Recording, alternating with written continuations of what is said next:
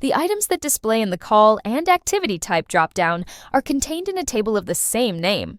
The listed items are system default values, and these items control the opening of dropdowns in the activity category field. We select the sales item and use the tab key. The dropdown that opens is a listing of items contained in its respective table.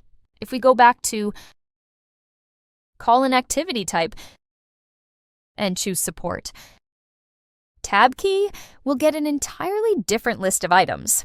Again, we go to admin, tab key, yet another list. And finally, if we choose personal, tab key, another list. We'll navigate to support tools. Open call and activity types table. You can make edits to the values in this table, but do not change before default values listed. If you do, their associated drop-down controls will not work.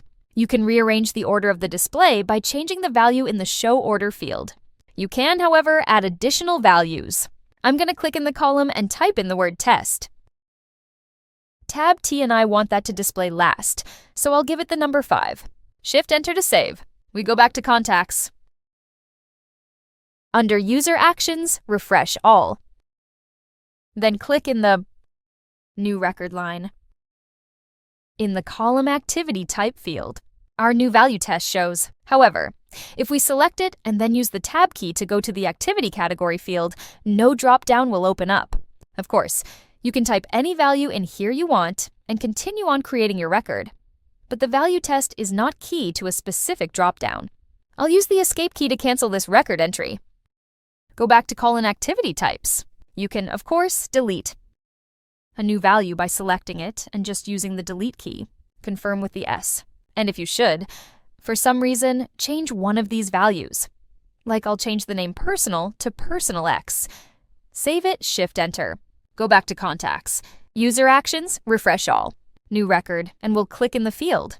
Notice that Personal X is still listed, but if we click it, Tab key, there's no drop-down. If you do make a change, you can always go back to here, change the name back to where it used to be. Shift-Enter. We'll go back to Contacts. User Actions, refresh all, command a new record.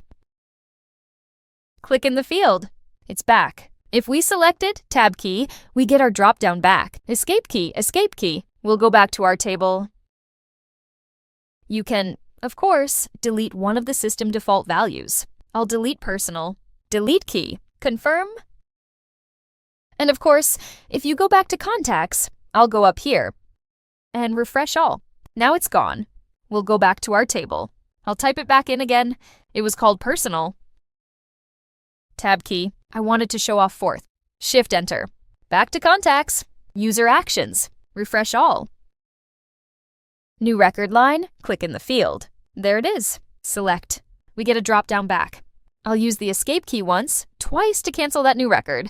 We'll go back to the table, and when finished working with the table, Control W will close it. We're back at Contacts.